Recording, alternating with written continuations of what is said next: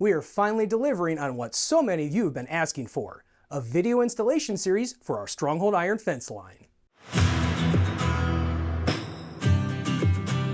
Hey everyone, Jason from Iron Fence Shop. A common request we've been getting in the last few years has been for a video installation series to complement our print installation instructions. So we've decided to do just that. We're going to break down the Stronghold Iron fence and gate installation process across 8 videos.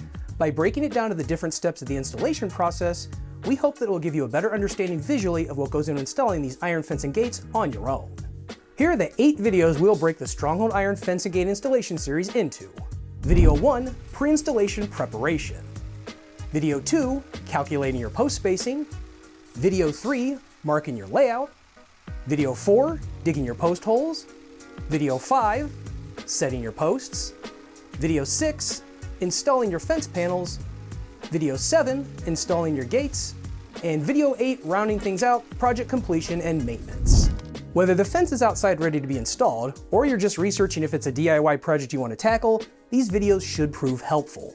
Before we jump to the 8-step fence installation process in the next video, I'm going to assume 2 things have already been addressed if you've ordered your materials already. The first item is you've already obtained a fence permit from the city or permission from any governing bodies. Your local city may or may not require you to get a fence permit prior to installation. The process is usually fairly easy and inexpensive.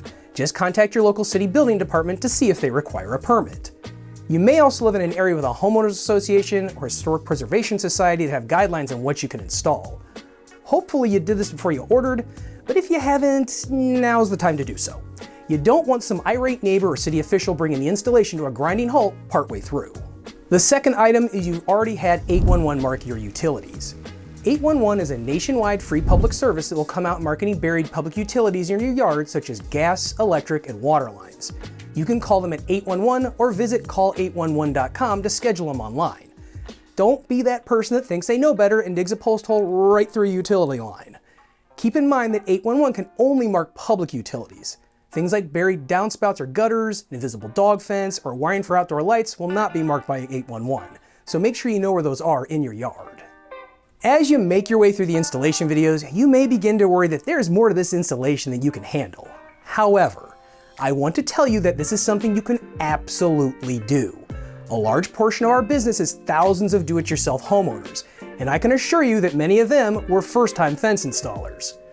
Unlike most manufacturers that don't want to deal with homeowners, we embrace the DIY folks and try to get as much information as possible out there for you.